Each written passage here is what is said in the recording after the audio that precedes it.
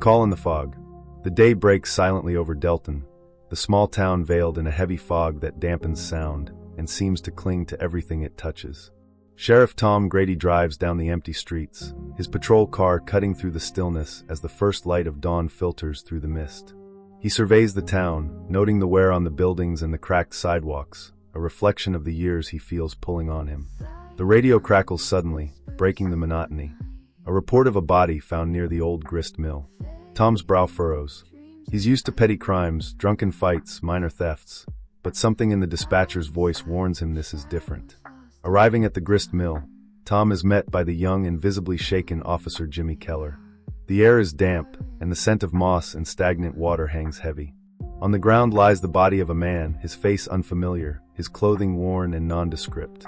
In one hand, he clutches a broken string of wooden beads. Tom crouches next to the body and freezes when he notices a strange mark on the man's chest. A crude, circular symbol with 3 intersecting lines, burned or carved into the skin. A chill runs down his spine. There are signs of a struggle nearby, scuffed earth, broken twigs, and faint footprints that lead into the woods before vanishing near the creek. Tom's instincts tell him this isn't a random death. In her office at the town hall, Mayor Evelyn Hart sips her coffee while scanning the morning reports. The call about the body reaches her desk, and her eyes narrow. She's been trying to prove herself as Delton's first female mayor, fighting against a town council that views her as too young and inexperienced.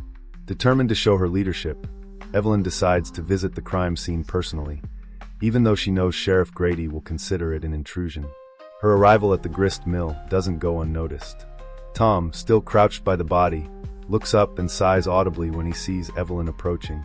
She's dressed neatly, her posture exuding authority, but Tom's irritation is clear. "This is police business," he says gruffly, but Evelyn isn't deterred.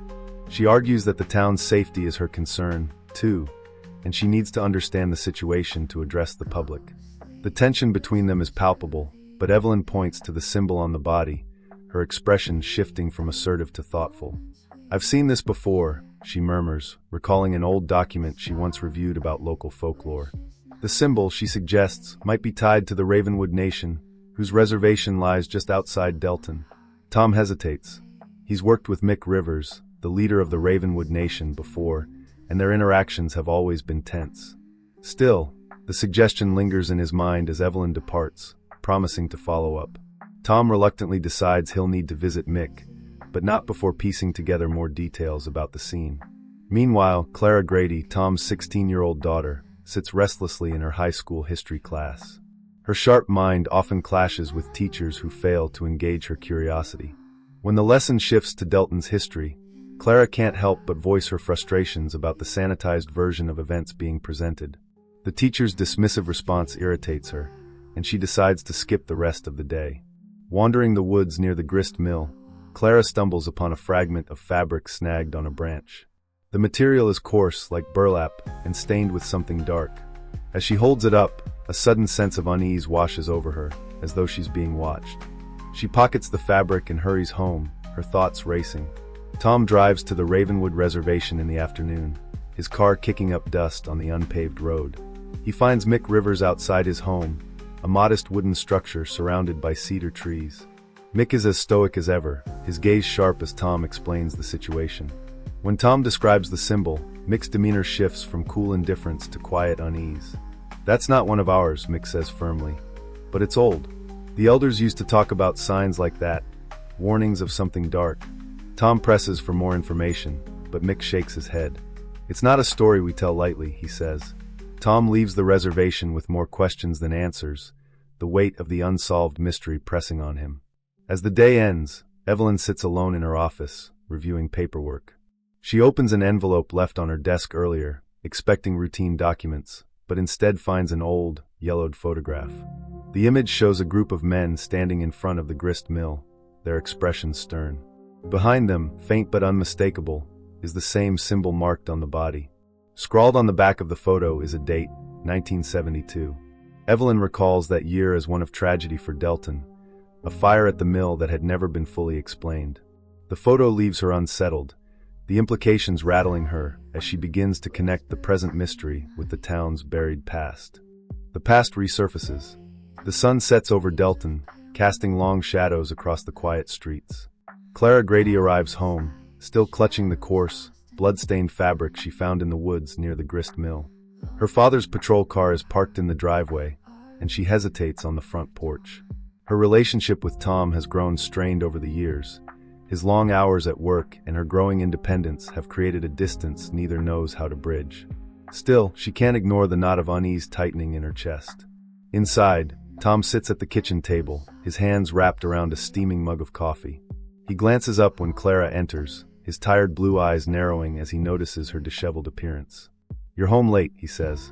Clara shrugs, then hesitates before pulling the fabric from her pocket and placing it on the table.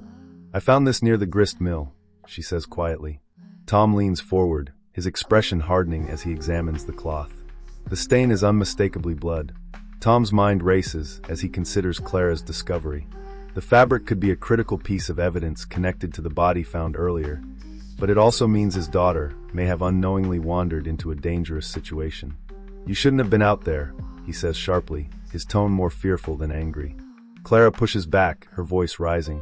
"You can't keep me locked up just because you're scared, Dad. I can take care of myself." Their argument ends abruptly when Tom's phone buzzes on the table. The call is from Jimmy Keller, who sounds even more nervous than he did earlier that morning. "We've identified the victim," Jimmy says. "His name is Matthew Cole. Used to live here in Delton, back in the 70s. Tom's brow furrows. He doesn't recognize the name, but the connection to the town's past raises more questions. Jimmy continues, "There's more. He had a file in the county archives, arrests for trespassing, disturbing the peace. Looks like he had some kind of obsession with the grist mill." Tom thanks him and ends the call, his mind now consumed with the implications. The mention of the 70s brings Evelyn Hart to mind. Tom knows she's been digging into the town's history since becoming mayor, and she might have insights into Matthew Cole's connection to the grist mill. Leaving Clara at home with strict instructions to stay inside, he heads to the town hall. Evelyn is in her office, the photograph from 1972 spread out on her desk alongside old newspaper clippings and handwritten notes. When Tom arrives, she greets him with a mix of curiosity and caution. "Didn't expect you to come knocking," she says, gesturing for him to sit. Tom explains the identification of the body and Cole's apparent obsession with the mill, which prompts Evelyn to slide the photo toward him. "This might explain why," she says. Tom studies the photo, his jaw tightening as he recognizes some of the men in the picture, long-dead members of Delton's older families. "What's this got to do with Cole?" he asks. Evelyn picks up a clipping from 1972, detailing the fire that destroyed part of the grist mill. Cole was arrested the night of the fire, accused of trespassing, she explains. He claimed he saw something dangerous happening at the mill. She pauses, her voice lowering. But his accusations were dismissed. Everyone chalked it up to him being a troublemaker, and the case was closed. Tom's unease deepens. The fire, the symbol, and now a victim with a past tied to the mill. It's all starting to feel like more than coincidence. Evelyn suggests reaching out to the county records office for more information on Cole and his claims, but Tom decides to focus on the here and now. "The past might hold answers," he says, "but there's someone out there who killed Cole, and they're still in Delton." Meanwhile, Clara's curiosity gets the better of her. Ignoring her father's warning, she retrieves a flashlight and sneaks out of the house, heading back toward the grist mill. The woods are eerily silent as she retraces her steps, the beam of light cutting through the darkness. She stops near the creek where she first found the fabric and notices something she hadn't seen before: faint scratches on a nearby tree, as though someone had tried to climb it in a hurry. Clara examines the marks closely and finds another clue: a rusted, old key buried partially in the dirt at the base of the tree. She pockets it and continues exploring, her heart pounding with a mix of fear and excitement. At the same time, Mick Rivers sits in a dimly lit room at the Ravenwood Reservation, poring over old tribal records. The symbol Tom described keeps nagging at him, stirring memories of stories his grandmother used to tell him as a child. Tales of dark forces that came with the settlers, forces that corrupted the land and demanded blood as payment. Mick shakes his head, trying to push the old fears aside, but the symbol's presence in Delton troubles him deeply. He decides to consult one of the elders, an aging woman named Ada, who knows the old stories better than anyone. Back at the grist mill, Clara ventures inside the crumbling structure, the air thick with the smell of mildew and decay. Her flashlight reveals graffiti scrawled on the walls, empty beer cans, and broken glass littering the floor. She's about to turn back when she spots something strange near the far wall, a faint outline of the same symbol burned into the wood. Her fingers tremble as she touches it, and a sudden noise behind her makes her spin around, her flashlight shaking. A shadow moves in the darkness. Clara freezes, her breath caught in her throat. "Who's there?" she calls out, her voice wavering. The shadow doesn't respond, but the sound of footsteps retreating echoes through the mill. Heart pounding, Clara bolts out of the building and back into the woods, clutching the rusted key tightly in her hand. When Tom returns home later that night, he finds Clara sitting on the porch, her expression a mix of defiance and guilt. She doesn't tell him everything, but she hands him the key and mentions the scratches on the tree. Tom studies the key, its surface worn smooth with age, and feels the first glimmer of a connection forming in his mind. Something about the mill, the fire, and Matthew Cole's death ties all these threads together, and he's determined to unravel it. Echoes in the shadows. The morning sun rises weakly over Delton, its light barely piercing through the heavy clouds hanging low over the town. Sheriff Tom Grady sits in his patrol car, staring at the rusted key Clara gave him the night before. Its worn edges and tarnished surface suggest age, and its design is simple but oddly out of place. He runs his fingers over the ridges, trying to piece together where it might fit. The grist mill? A forgotten lockbox? The questions buzz in his head as he heads toward the station, determined to start searching for answers. At the station, Tom assigns Officer Jimmy Keller to track down anyone who might remember Matthew Cole's involvement with the mill or the fire in 1972. "Start with the old-timers," Tom says.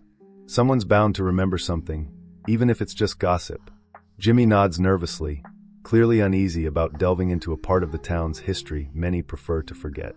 As Jimmy leaves, Tom stares at the town map pinned to the wall, his eyes drawn to the area surrounding the mill and the reservation. The threads of this mystery are tangling together, but the picture they're forming is still murky. Meanwhile, Clara decides she can't let her father shoulder this investigation alone. She's already found clues he didn't, and she knows her curiosity and sharp mind could make a difference. Skipping school for the second day in a row, she heads to the Delton Library, a dusty, underfunded building that rarely sees visitors beyond a few retirees. Inside, she begins combing through old newspapers and public records, focusing on articles from 1972. Hours pass as Clara sifts through brittle pages and faded photographs, the pieces of the puzzle slowly coming together. She learns that the fire at the grist mill wasn't the only strange event that year. There were also reports of livestock mutilations, unexplained disappearances, and whispered rumors of a cult operating in the area. One article catches her attention, a group photo of local leaders taken at a town hall meeting in the early 70s. In the background, barely visible, is the same circular symbol etched onto the wooden beams of the grist mill. Across town, Evelyn Hart receives a call from the county records office. The clerk informs her that a file on Matthew Cole has been located, but it's incomplete, with many documents missing or damaged. However, one surviving piece of evidence stands out, a statement Cole gave to the sheriff at the time, claiming he had witnessed rituals being performed at the mill.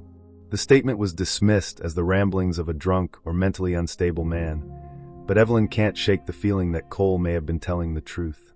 She arranges to pick up the file in person, hoping it might contain more clues. Back at the reservation, Mick Rivers meets with Ada, the elder who has lived through the stories he only remembers from his childhood.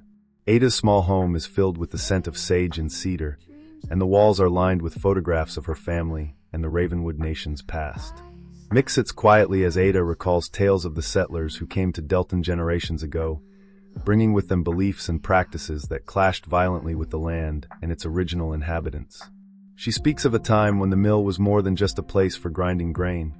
It was a gathering spot for a secretive group that sought power through dark rituals.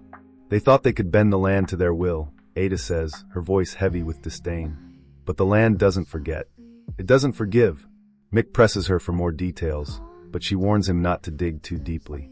Some doors, once opened, can't be closed, she says. Mick leaves her home with a deep sense of foreboding, unsure of whether to share what he's learned with Tom or keep it within the tribe. As afternoon turns to evening, Tom drives out to the grist mill to inspect the area again. He brings the key with him, hoping it might unlock something, literally or figuratively. The mill looms ahead, its weathered exterior casting long shadows in the fading light. Inside, Tom's flashlight cuts through the gloom, illuminating broken machinery and rotting wood. He notices Clara's footprints in the dust, alongside others he doesn't recognize. The presence of fresh tracks unsettles him, and he grips his gun tighter as he ventures deeper into the building. Near the back wall, he discovers a small, rusted lockbox hidden under a pile of debris. The key fits perfectly, and with a bit of effort, Tom pries the box open. Inside are a few items wrapped in cloth, a journal, a collection of old photographs, and a folded piece of parchment bearing the same circular symbol. The journal belongs to Matthew Cole, its pages filled with frantic handwriting detailing his observations of strange gatherings at the mill, the symbol's connection to the rituals, and warnings about an unnamed danger. Tom's reading is interrupted by a noise outside, footsteps crunching on gravel. He quickly pockets the items and moves to the nearest window, peering into the twilight. A shadowy figure stands near the tree line, barely visible but unmistakably watching the mill. Tom steps outside, his hand on his gun, but by the time he reaches the spot, the figure is gone, leaving only a faint scent of smoke in the air. That night, Clara returns home to find her father sitting at the kitchen table, the journal open before him. Instead of scolding her for skipping school, Tom slides the journal across the table. "Read this," he says simply. Together, they pore over Cole's writings, their shared curiosity temporarily bridging the gap between them. Clara points out a passage describing a hidden chamber beneath the mill, accessible only through a trapdoor covered in dirt and debris. "We have to find it," she says, her eyes bright with determination. Elsewhere, Evelyn returns to her office with the county records, spreading the fragmented documents across her desk. Among them is a faded blueprint of the grist mill, marked with strange notations that seem to match the symbols in Cole's journal. She calls Tom, urging him to come to town hall and share what he's found. At the same time, Mick stands at the edge of the Raven's Hollow, staring into the misty gorge. Ada's warnings echo in his mind, but so does his responsibility to protect his people.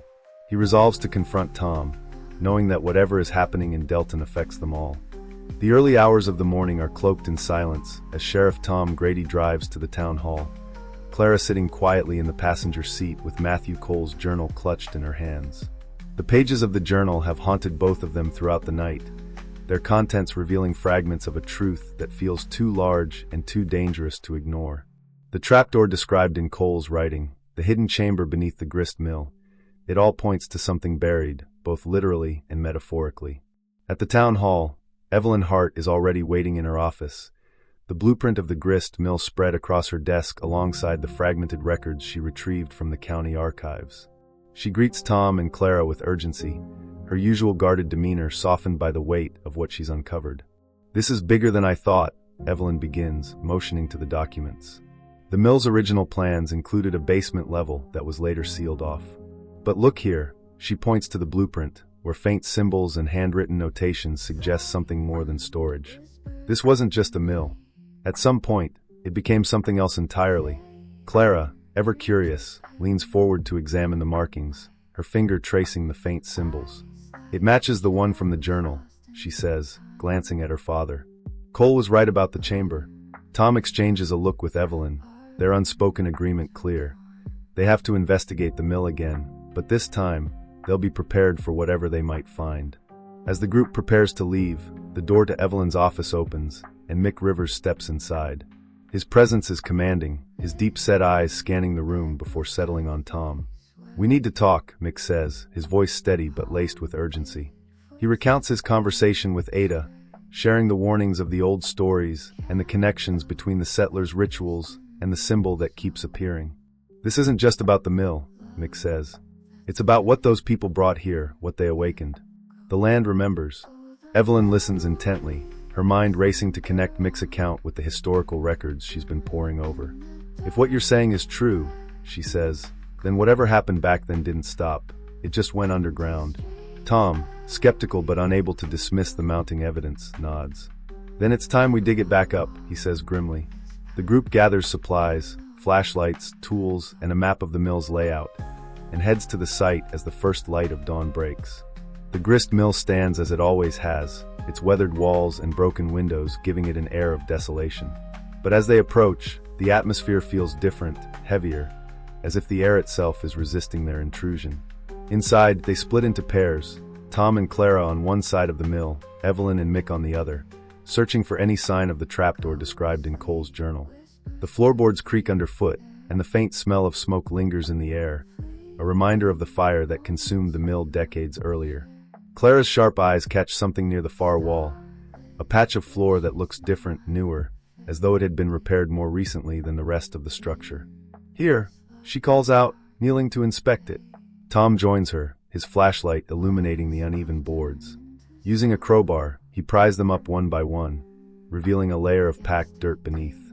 They dig together, the silence around them broken only by the sound of their tools striking the earth. After what feels like an eternity, Clara's shovel hits something solid, a wooden panel, dusty and splintered but intact. The trapdoor creaks open, revealing a narrow staircase descending into darkness. Tom exchanges a look with Clara, then calls out to Evelyn and Mick, who join them moments later. The group descends cautiously, the air growing colder with each step. At the bottom of the staircase, they find themselves in a small chamber with stone walls, the smell of damp earth and decay thick in the air.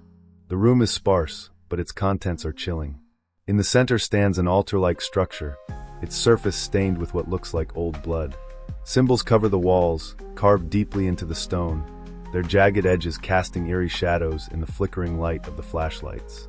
Evelyn steps forward, her breath catching as she recognizes some of the markings from her research, symbols associated with rituals meant to bind or contain.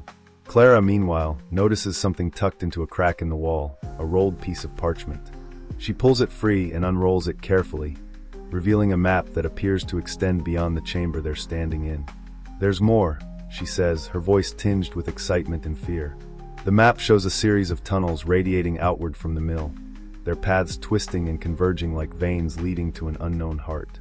As they examine the map, a sudden noise startles them, a faint but unmistakable sound of movement from somewhere deeper in the tunnels. Mick raises his flashlight, his expression hardening. "We're not alone," he says. The group's tension mounts as the sound grows louder, footsteps echoing faintly in the distance.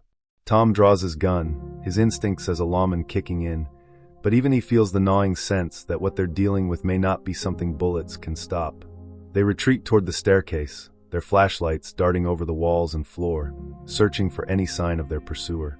Just as they reach the base of the stairs, a figure emerges from the shadows at the far end of the chamber. Clad in dark clothing that obscures their features, the figure stands motionless, their presence radiating menace.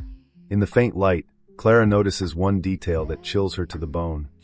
The figure's left hand bears a distinctive burned scar, the flesh twisted and discolored in a pattern eerily reminiscent of the symbol carved into the walls. The stranger takes a step forward, and the group instinctively retreats, their fear palpable. But before they can react further, the figure raises a hand and speaks in a low, guttural voice. The words are incomprehensible, but their effect is immediate. A vibration courses through the room, the walls seeming to hum with an unseen energy. Tom fires a warning shot into the air, the sound deafening in the confined space, but the figure doesn't flinch. Instead, they turn and disappear into the darkness, leaving behind an echoing silence that feels more oppressive than the noise.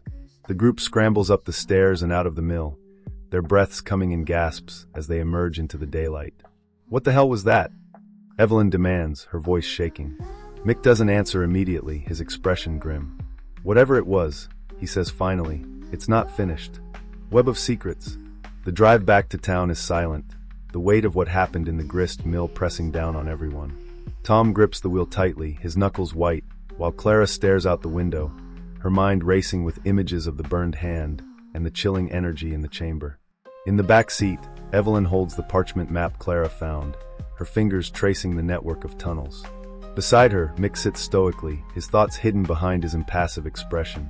At the sheriff's station, the group gathers in the briefing room, laying out the items they collected from the chamber. The map, Cole's journal, and the photographs Evelyn brought from the archives. The connections between them remain unclear, but one thing is certain: they're dealing with something far older and darker than they anticipated. Tom spreads the map across the table, studying the network of tunnels radiating outward from the mill.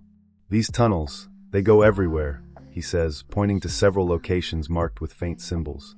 One route seems to lead toward the Raven's Hollow, another toward the heart of town, and a third to an area near the outskirts that Tom doesn't recognize. If this map is accurate, the mill was just one part of something much bigger. Evelyn leans in, her expression intense. This can't just be a coincidence. These tunnels, the rituals, the fire, it's all connected. She glances at Mick, who nods slowly. Ada always said the settlers brought something with them, he says. Something they thought they could control. But they were wrong. Clara, still holding Cole's journal, flips through its pages until she finds a passage that catches her attention. Listen to this, she says, reading aloud. The Watchers gather beneath the earth, their work hidden from the sun. They call to it, and it answers, but the price is always blood. She looks up, her face pale. What does that mean? Who are the Watchers? No one has an answer, but the unease in the room deepens. Tom decides they need more information before they can act. He tasks Jimmy Keller with researching the history of the sites marked on the map, while Evelyn volunteers to dig deeper into the archives. Mick agrees to return to the reservation to consult with Ada again, though he warns the group that the answers they seek may come at a cost. Clara, however, has her own plan. After everyone disperses, she slips the journal into her backpack and leaves the station, heading for the library. She knows her father wouldn't approve, but she's determined to uncover more about the mysterious Watchers and the rituals they performed. At the library, Clara pores over dusty books on local folklore and history, cross-referencing them with Cole's journal. She finds mentions of a secretive group operating in Delton during the late 19th and early 20th centuries, rumored to perform rituals that blended European occult practices with elements of indigenous lore.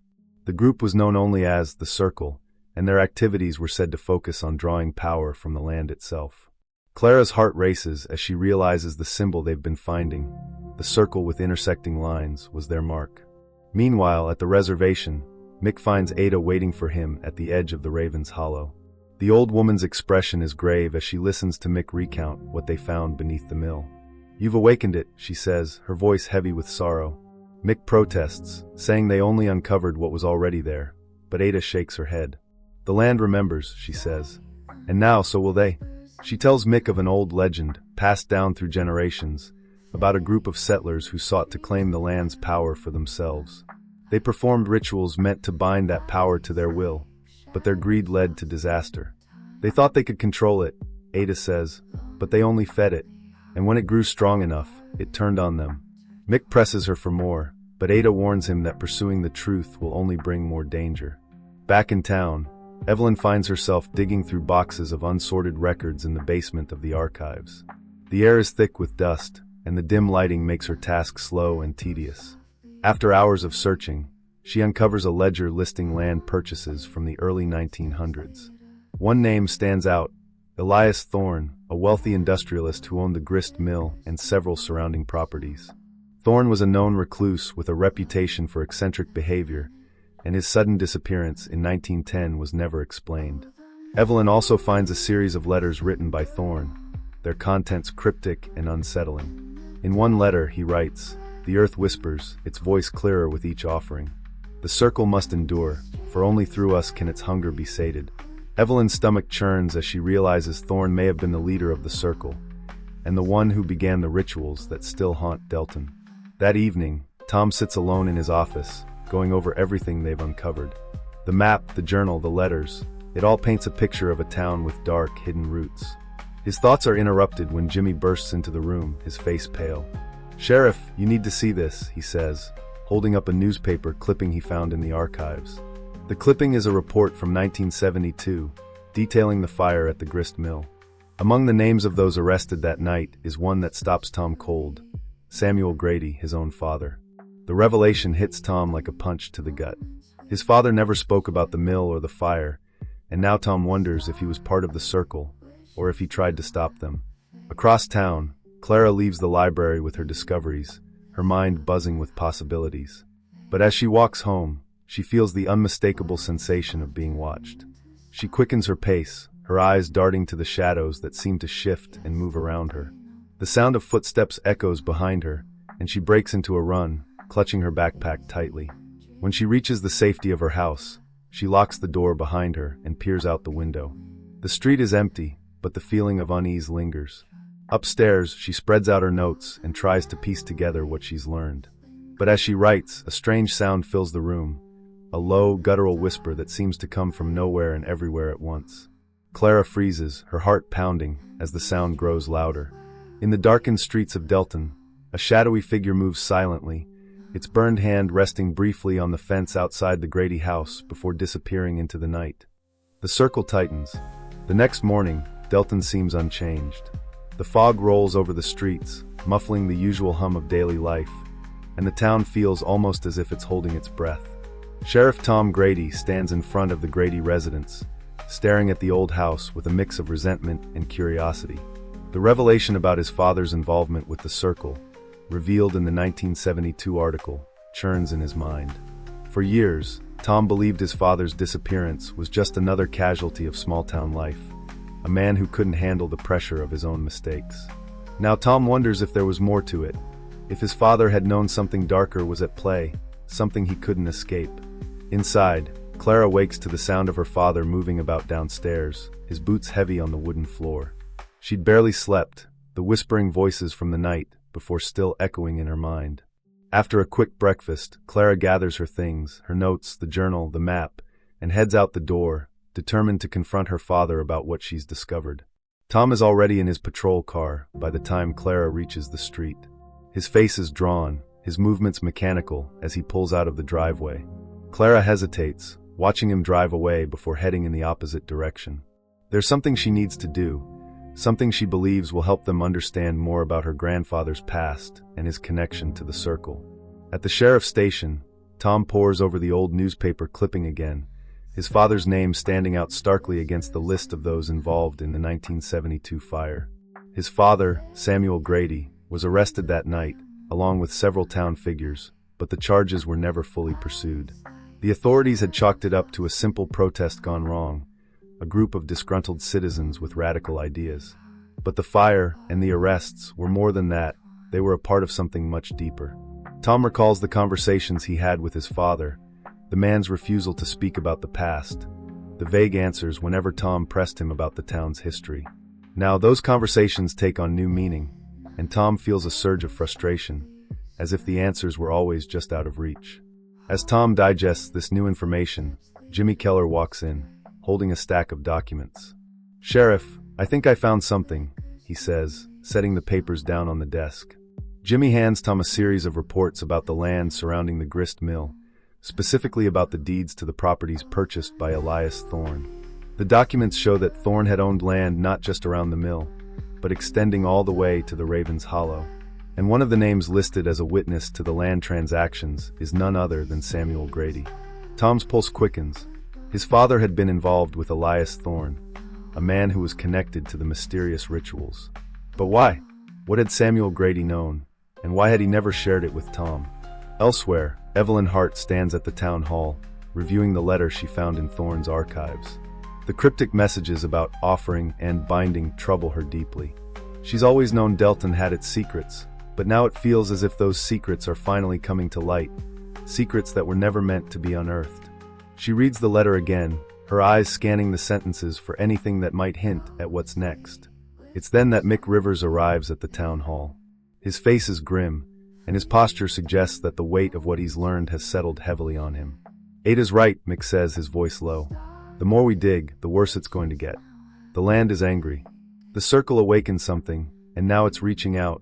Evelyn looks up from the letter, meeting his gaze. "What does that mean? What's coming?" Mick doesn't answer immediately, his eyes narrowing.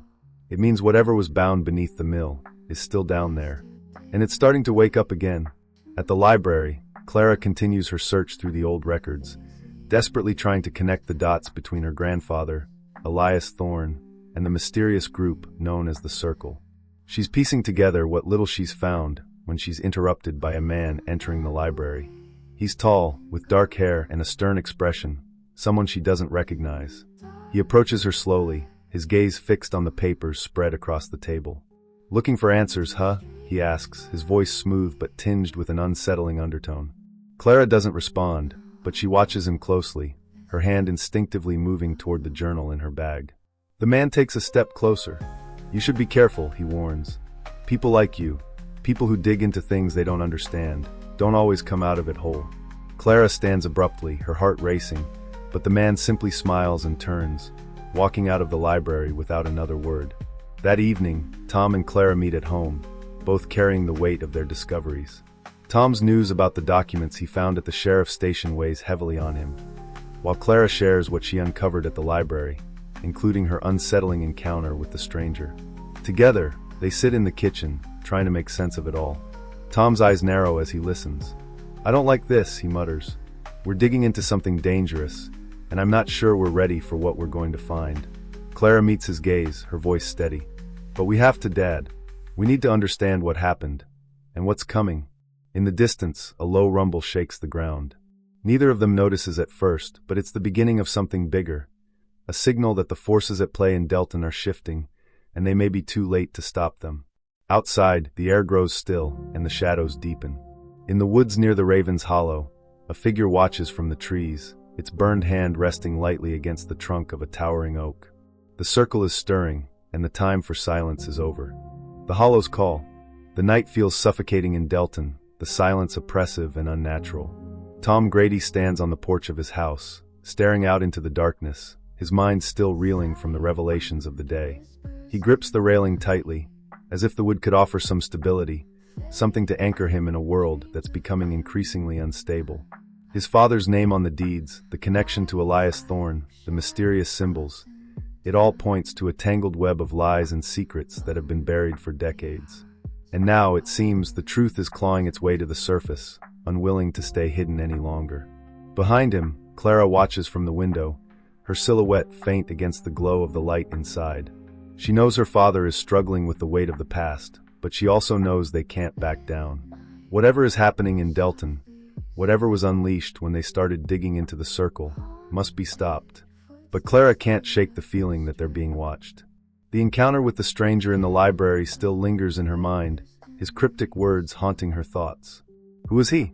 And why did he seem to know so much about their search? At the sheriff's station, Jimmy Keller and the rest of the small-town force are busy following up on leads, but the sense of unease in the air is palpable. No one speaks of it directly, but everyone feels it. The air feels heavier, the streets quieter, the shadows longer. When Jimmy finishes his report, he pauses at the door to Tom's office, looking unsure. "Sheriff, there's something you should see," he says, his voice tense. Tom looks up, his brow furrowing. "What's going on?" Jimmy hands over a set of photographs, taken just hours earlier by a local photographer who'd been working in the woods near the Raven's Hollow. The images are grainy but unmistakable. A figure cloaked in shadow, standing near the edge of the gorge. The figure's left hand, raised as if in a gesture of greeting or warning, is clearly visible in the photograph, the burned scar on the palm unmistakable. Tom's stomach tightens. The figure matches the one they encountered in the grist mill. How close did this photographer get? Tom asks, his voice low. Jimmy hesitates, then answers, close enough to get the picture, but the figure, it disappeared before he could get more shots. He didn't feel right about going any closer. The sight of the photograph gnaws at Tom. He's no longer dealing with random events. He's dealing with someone who knows exactly what they're doing. Someone who's watching them and waiting for the right moment to strike.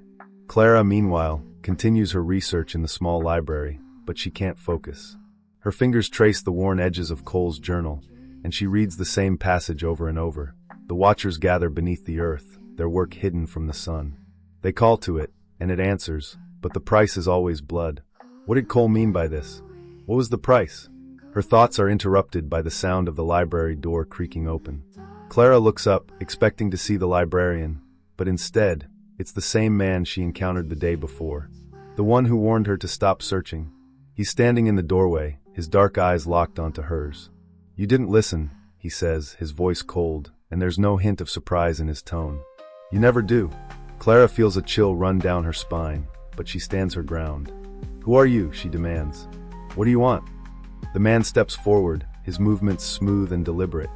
He doesn't answer immediately, his eyes scanning the room as if searching for something. When he speaks again, his voice is barely a whisper. "You're not the first to dig too deep, Clara Grady. But you will be the last if you don't stop." Clara takes a step back, her pulse quickening. "What are you talking about?" she asks, her voice shaking slightly. The man gives her a cold smile, one that doesn't reach his eyes. "The circle isn't done, and neither is the land. It's hungry, And you're feeding it. With that, he turns and leaves the library without another word. Clara stands frozen, her mind racing with his words. The land is hungry. What did that mean? Was the figure in the photographs somehow connected to the circle? And how did it all tie back to the rituals, the mill, and the tunnels beneath their feet? That evening, Tom heads to the Raven's Hollow, determined to confront whatever force is pulling the strings in Delton. The ground feels unnaturally cold beneath his boots, and the wind whispers through the trees, carrying with it a sense of foreboding. As Tom reaches the edge of the gorge, he stops, looking down into the mist that rises from the valley below. He knows that the Raven's Hollow has always been a place of power, a place where the Ravenwood Nation held sacred ceremonies. But now it feels different. Now it feels like something is watching him. His flashlight cuts through the thick fog, but the beam struggles to penetrate the gloom. Tom steps forward, his breath coming in shallow bursts, and he can't shake the feeling that he's not alone. He's heard the stories, legends about the Hollow, about spirits that protect the land, but tonight, the air feels charged, as though the land itself is alive. As he approaches the edge, a figure emerges from the mist. Tom's heart races, his hand instinctively reaching for his gun, but the figure raises their hand in a peaceful gesture. "Sheriff Grady," the figure says, their voice calm and steady. "You're here to seek answers, but some things aren't meant to be known." Tom stares at the figure, his heart pounding. "Who are you?" he demands. The figure lowers their hood, revealing a woman with long black hair and piercing brown eyes. Tom feels a strange chill as he recognizes her, Ada, the elder from the Ravenwood Reservation. "I came to warn you," she says, her voice heavy with regret. "The land remembers. The circle, what they awakened, it's not done yet. You've opened a door that should have stayed closed." Tom's mind races. What do I need to do? How do we stop it? Ada's eyes meet his, and for a moment, there's a deep sadness in her gaze. "You can't stop it, Sheriff. Not now, but you can try to contain it." She turns and motions toward the hollow. The Raven's Hollow is the key, but you must be willing to pay the price. Tom's gut twists with the weight of her words, and as he looks into the dark, swirling mist below, he realizes that he's no longer just protecting Delton. He's about to be forced to make a choice that will change everything. Ada steps back, disappearing into the fog, leaving Tom standing at the edge of the Raven's Hollow, the weight of what's to come pressing heavily on his chest. The price of knowledge. The fog lingers over Delton like an old, unwelcome memory, clinging to the streets and hiding the sun's warmth. Tom Grady stands at the edge of the Raven's Hollow, the unsettling weight of Ada's words pressing on him like an invisible hand. The land remembers. The circle isn't done. The price is always blood. He knows that the darkness surrounding Delton is deeper and older than he imagined, but the task ahead feels impossible. How does one fight something so ancient, so bound to the very land beneath their feet? With a heavy heart, Tom turns and heads back toward his patrol car, the sounds of the hollow's wind and whispers fading behind him. As he drives through the empty streets, the silence feels louder than ever. The figure in the library, the cryptic warnings, and now Ada's chilling words, all of it points to one thing: Delton is cursed.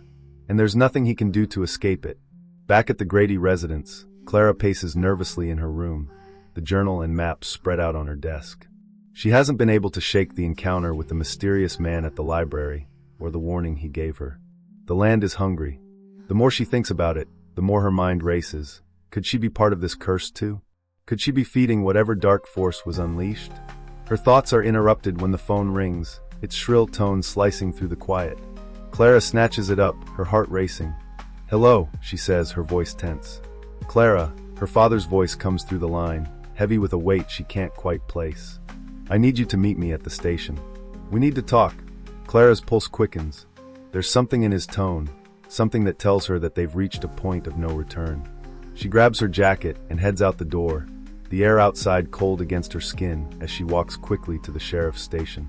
When she arrives, Tom is already inside, waiting for her. The tension in the room is thick, palpable, as if something is about to break. Clara sits across from him, her eyes searching his face for any sign of what's going on. "What is it, Dad?" she asks, her voice soft but urgent. Tom exhales, his hands pressed flat on the table as he looks at her, his expression grave. "I don't know how to explain this, but everything we've uncovered, it's bigger than us, Clara. The land, the rituals, the circle, it's all tied together, and now it's coming for us." Clara sits back, her mind racing as the realization sinks in. She'd known that something dark was at play, but hearing her father say it out loud makes it all too real. She swallows hard. What do we do? Tom rubs his forehead, looking tired and defeated. I don't know. Ada told me there's no stopping it.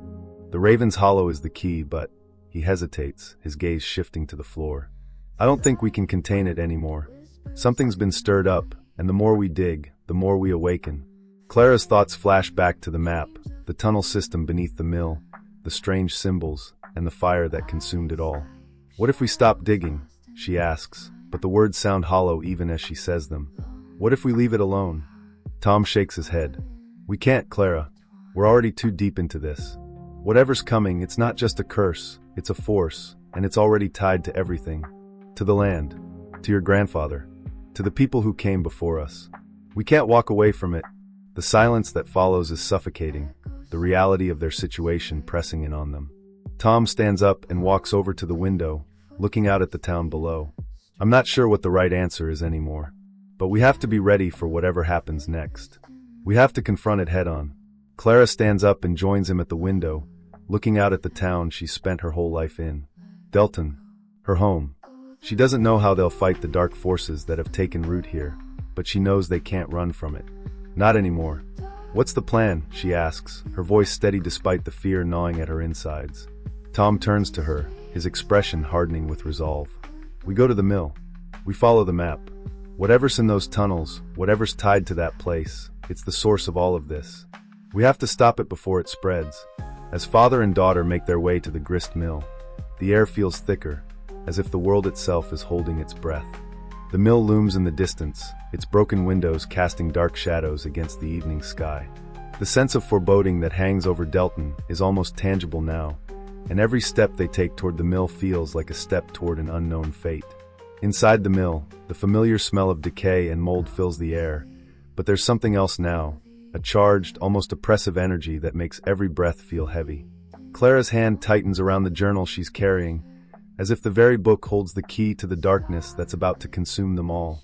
They follow the map to the far end of the building, toward the area marked as the entrance to the tunnels.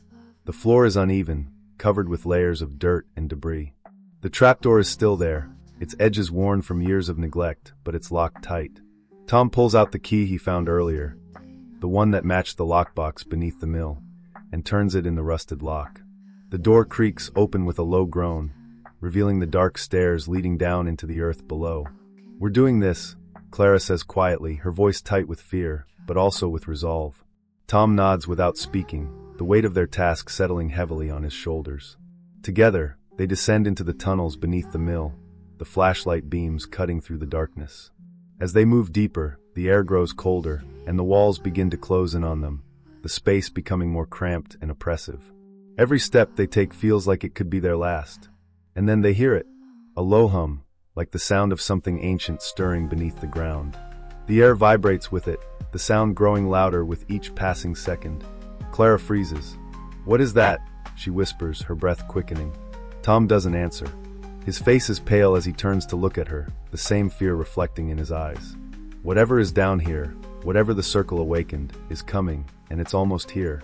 Suddenly, the ground beneath their feet trembles, and the walls begin to shake. The hum turns into a deafening roar, and Clara feels a rush of wind, as if something is rising from the earth. Tom grabs Clara's arm and pulls her toward the exit, but it's too late. The tunnel is collapsing, the ground giving way beneath them as the ancient power of the land surges upward. The awakening. The ground shakes violently beneath their feet, as if the earth itself is tearing apart. Clara's heart races as the tremors grow stronger, the sound of collapsing rock and splintering wood echoing through the tunnels. Tom pulls her forward, his grip tight on her arm as they scramble for the staircase. The flashlight flickers, casting long, erratic shadows on the crumbling walls. The hum, once a distant vibration, is now deafening, vibrating through the very bones of the mill. Move, Clara! Tom shouts, his voice sharp and urgent. The tunnel seems to stretch on forever, the air thick with dust and the smell of decay. But Clara can't shake the sensation that something is moving in the darkness just beyond their reach. She turns back, half expecting to see a shadow following them, but the corridor is empty. Still, the pressure in the air is palpable, thick and suffocating. Something is closing in. They reach the top of the stairs, but the trapdoor is stuck, its rusted metal stubbornly refusing to give way. The tremors are growing more violent now, the sound of something monstrous stirring beneath the ground reverberating through the walls of the mill. Clara's breath catches in her throat as she frantically pulls at the door, but it won't budge. "We're trapped," she gasps, panic rising in her chest. Tom takes a deep breath, forcing himself to remain calm. His hand hovers over his gun, his eyes scanning the room. "We have to get out of here. It's not safe." He steps back, assessing the situation, then turns to Clara. "Get back," he orders, his voice hard. Clara doesn't question him as he pulls a crowbar from his bag and wedges it under the trapdoor, straining with all his might to pry it open. For a moment, nothing happens. Then, with a sudden crack, the door shifts, and Tom yanks it open just enough to get a foothold. The air above them is thick with smoke and dust as the tremors finally subside, but there is no peace, only the eerie silence that follows. Tom pushes through the narrow opening first, followed by Clara, who climbs through the gap, her heart pounding in her chest. As they emerge back into the mill, they are met with the dark, oppressive quiet that now hangs over the building. Everything has changed. The mill feels like a different place, darker, more alive, as if it's been waiting for them. The temperature has dropped sharply, and Clara feels the hairs on the back of her neck stand on end. Her hand tightens on the journal, but it's not just the book she's holding. It's the weight of everything they've uncovered, everything they've unleashed. "What's happening?" she whispers, barely able to speak. Tom doesn't answer right away. He's staring into the shadows that now seem to twist and writhe in the corners of the mill. The sunlight that once filtered through the broken windows is gone, replaced by a sickly, pale light that seems to pulse from the very walls. Clara hears it again, the low hum, not from below, but now all around them. It grows louder, more insistent. The mill itself seems to be vibrating, responding to something beneath the earth, as if it's been awakened by their presence. "Dad," Clara says, her voice trembling. "I think it's coming." Tom grabs her arm and pulls her toward the door. "We have to go. Now." They race out of the mill and into the clearing, but even as they emerge into the relative safety of the open air, the ground beneath them trembles once more. Clara stumbles, her legs unsteady as she fights to keep her balance. The sound of crashing, like the mill itself being torn apart, echoes from behind them. Tom pulls her forward, urging her to run. Behind them, the grist mill seems to shift, as if something inside is breaking free. The pale light from within flickers and grows, casting long shadows that stretch across the field. The air is thick with an unnatural energy, a pulse that seems to reverberate through every inch of the land. And then, from the mill, a shadow rises. It's massive, a formless shape that seems to stretch toward the sky. Clara can feel it before she sees it, a cold, malevolent presence that fills the air with an overwhelming sense of dread. She turns to her father, her voice barely a whisper. "What is that?" Tom doesn't answer. His face is pale, his expression grim. He knows what it is. The circle's work was never meant to remain hidden. The rituals, the land, the price they paid so long ago was finally being collected. The figure grows taller, its form coalescing into something vaguely human, but twisted and monstrous. Its limbs stretch unnaturally, and its eyes, if they can be called eyes, glow with a sickly light. A low, guttural growl emanates from its depths, the sound vibrating the ground beneath their feet. Tom pulls Clara closer, his voice tight with urgency. "We have to get to the Raven's Hollow. It's the only place that might be able to stop this." But even as he says the words, he knows it may already be too late. The creature, the thing that the circle awakened, has already begun its ascent, its presence now spilling into the land, into Delton itself. The land remembers. The price is blood, and it will be paid. The sound of the creature's roar fills the air, louder now, more urgent. Clara's heart races as they turn toward the Raven's Hollow, the only place that may hold the answers. But as they run, they realize that the hollow is not just the answer, it's the battleground. And it may not be enough to contain what has been unleashed. As they make their way toward the forest, the ground behind them trembles, the mill shaking as though it's about to collapse in on itself. The creature continues to rise, its form now fully manifested, its tendrils reaching out toward them, grasping, pulling the very land with it. Clara can feel it, a pull deep and ancient, something that draws her toward the hollow. The land is calling, and she knows that she too has become a part of it. The circle is awakening, and its hunger is far from sated. They reach the edge of the Raven's Hollow, the mist swirling around them like a living thing. Tom stands at the precipice, looking down into the gorge, and for a moment he hesitates. Clara stands beside him, her eyes scanning the darkness below, her breath catching in her throat. Are we too late? Clara whispers, her voice a mix of fear and determination. Tom doesn't answer immediately. He stares into the mist, the weight of his father's past, his own choices, and the future of Delton bearing down on him. I don't know, Clara, he says, his voice filled with quiet resolution. But we can't stop now. We have to face this. The hollow calls. The hollow's heart. The Raven's hollow looms before them, a dark, swirling abyss that feels alive, like a wound in the earth itself. The air is thick with a musty, ancient scent, the same one that clung to the tunnels beneath the mill. Clara stands on the edge, her breath shallow, her mind spinning with fear and determination. The ground beneath her feet feels unstable, as if the hollow itself is shifting, pulling at the very foundation of the world. The creature, the thing that has risen from the depths of the earth, is not far behind them. Every tremor in the ground is a reminder of its presence, of the darkness that is consuming everything in its path. Tom stands beside Clara, his hand gripping her shoulder. His face is pale, his jaw tight with resolve, but there's a hint of fear in his eyes, a fear that matches Clara's own. They both know this is the point of no return. The Raven's Hollow is the heart of the land's power, the place where the Circle's rituals took root, and it is now the place where everything will be decided. What do we do now? Clara asks, her voice barely more than a whisper, as if speaking too loudly might make the hollow react. We have to go in, Tom replies, his voice steady but thick with the weight of the moment. The hollow is the only place that might still hold the key to stopping this. The land itself is connected to everything. We just have to find a way to stop it, before it consumes everything. Clara nods, though doubt lingers in her chest. She can feel the pull of the hollow, a magnetic force that tugs at her very soul. It's as if the land is calling her, as if it knows who she is, what she is. The land remembers, as Ada had said, and Clara has always felt that strange connection to Delton, to the land, even as a child. But now that connection feels less like a bond and more like a trap, one she cannot escape.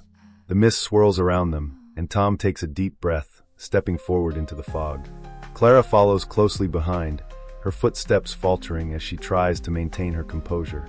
The further they go, the colder the air becomes.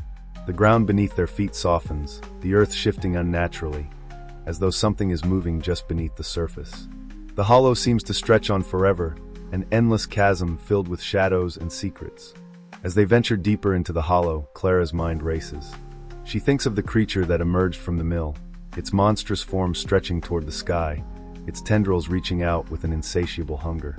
She thinks of the symbol, the circle with 3 intersecting lines, and the role it played in the rituals of the circle.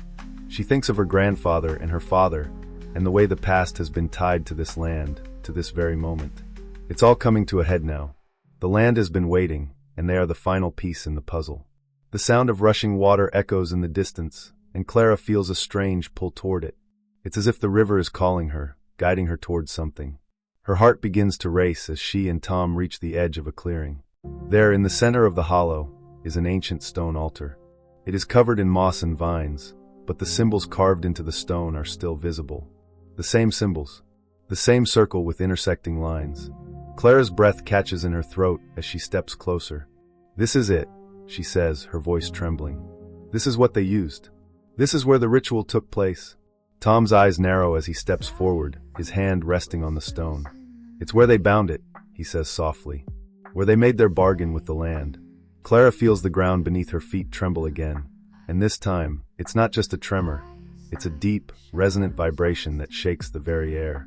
The sound of the creature's growl reverberates through the hollow, louder now, closer. Whatever is stirring beneath the mill is moving toward them. We need to act quickly, Tom says, his voice urgent. The ritual, it's the only way to stop it. We have to perform it, reverse it, before it's too late. Clara looks at the altar, her mind racing.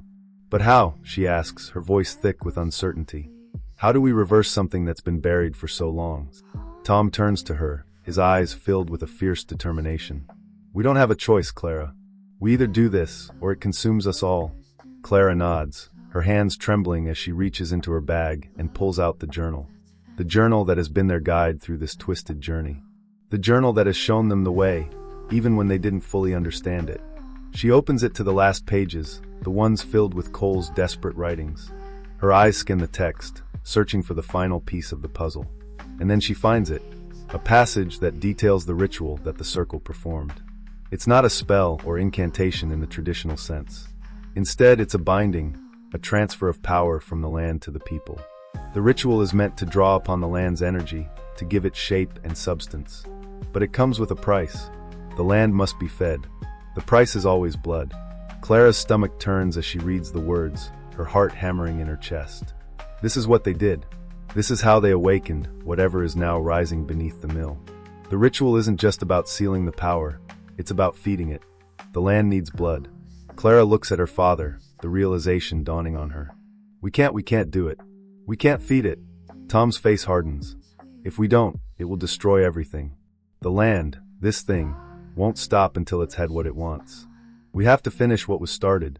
Clara's eyes well up with tears as she looks at the altar, the stone symbols glowing faintly in the dim light of the hollow. She knows what they must do, but the cost is too high. I'll do it, she says, her voice barely audible. I'll finish the ritual. Tom reaches out, gripping her shoulders with a firm but gentle hand. No, Clara, he says. You don't have to. But Clara shakes her head, her resolve hardening. I have to. It's the only way. The creature's growl echoes again, closer now, its form shifting in the distance. Time is running out. Clara steps forward, taking her place at the altar. The ground shakes again, and the air grows thick with the creature's presence. Tom hesitates, watching his daughter with a mixture of fear and pride. This is their only chance. With trembling hands, Clara places the journal on the stone, opening it to the final page. As she begins to speak the words, the ground beneath them trembles again, and the creature's growl grows louder.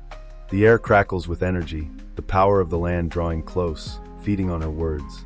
The ritual is beginning, but Clara knows, as she speaks the incantation, that the price will be steep. The land will be satisfied for now, but the cost will echo in her soul forever. The binding. The words slip from Clara's lips like a whisper, soft and steady, but their weight presses on her chest, as though the very air is thickening around her. The ancient symbols etched into the stone beneath her hands begin to glow, faintly at first, then with an intensity that makes her eyes water. The hum in the air intensifies, reverberating through her bones as if the land itself is responding, awakening, and stretching toward her. She can feel it, a cold, ancient power coursing beneath her skin, pulling at her very essence. Tom stands a few feet away, watching his daughter with a helpless expression. He wants to stop her, to pull her back, but he knows there's no other choice. If she doesn't finish the ritual, if she doesn't bind the force beneath the mill, the creature, whatever it is, will continue its rise, consuming Delton and everything in its path. The weight of the past, of the circle's actions, now falls squarely on Clara's shoulders. The burden is heavy, and the price is becoming clearer with every passing moment. Clara's breath comes in ragged gasps as she speaks the final words of the incantation. The air around them seems to crackle, charged with an energy so thick it feels as though the very ground beneath her is shaking. The symbols on the stone altar blaze brighter, their light now almost blinding, casting long, eerie shadows that twist and distort. For a moment, Clara feels as though the hollow itself is alive, the earth shifting beneath her feet, like something ancient and hungry is awakening. She closes her eyes for just a moment, the words of the ritual echoing in her mind. The land must be fed. The price is always blood. A sharp pain suddenly pierces her chest, as if something inside her is tearing open. The air grows colder, and Clara gasps, clutching her side. The pain intensifies, as though her very life force is being drawn from her, siphoned by the land. She stumbles, her vision swimming, but she forces herself to stay upright, to finish what she started. Tom's voice breaks through the fog in her mind. Clara, he shouts, his voice thick with panic. He steps forward, but he knows he cannot stop her now. The ritual must be completed. Clara feels the earth beneath her stir, the power beneath the mill rising with violent energy, but now it's controlled, tethered by her words. The pain in her chest sharpens, and she realizes with a sickening clarity that the price is her. The ritual has drawn from her, her blood, her life, her connection to the land. But she knows deep down that it is the only way to stop what's coming, to sever the creature's hold on the world above. The creature's roar echoes again, now distant, fading, as though something has shifted. Clara's hand trembles as she presses it against the altar, the words of the ritual almost slipping from her. She forces herself to stay focused, to finish. The creature is retreating. The land is settling. The hollow, once so volatile, begins to calm, its energy dissipating, but Clara can feel the cost within her, a deep, aching emptiness that no ritual can fill. And then, as quickly as it started, the humming stops. The earth stirs one last time, and Clara stumbles backward, collapsing into Tom's arms. Her body feels heavy, her limbs weak, as though she's been drained of everything that makes her whole. The land's hunger has been sated, for now, but the toll it has taken on her is undeniable. She feels like a hollow vessel, her connection to the land severed, but still aching with its lingering power. Tom holds her tightly, his breath ragged with relief and fear. "You did it," he whispers, though the words feel hollow. He feels the weight of her body in his arms, the shock on her face, and knows that she's changed irrevocably. There is no going back from what she's done. Clara looks up at him, her eyes cloudy but steady. "It's done," she whispers, her voice barely audible. "We stopped it. But I don't feel like I've won." Tom pulls her closer, his face grim. "We may have stopped it, for now, but I don't think it's ever truly over. The circles work. It's a part of this land. It's a part of us." Clara nods faintly, her breath shallow. She feels the weight of the land's power still coiled within her, like a poison in her veins. It's done, but at what cost? She wonders if she'll ever feel whole again, if she'll ever be free from the shadows of the past that have claimed this town, and now her soul. As they sit there in the quiet of the hollow, the last of the mist begins to dissipate, the first light of dawn creeping through the trees. The creature's roar is no longer heard, and the earth feels still again, as if a great pressure has lifted.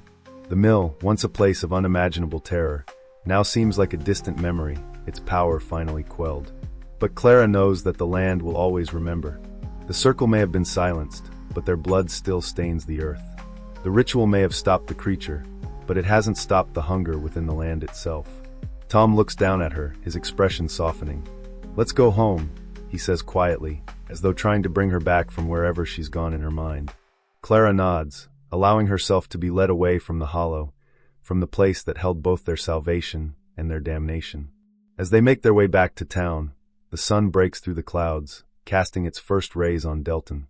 It's a new day, but Clara knows that it is only the beginning of a long road ahead. The land will remember, and so will she. And though the hollow is quiet for now, she can't shake the feeling that it's waiting for the next price to be paid. The price of silence.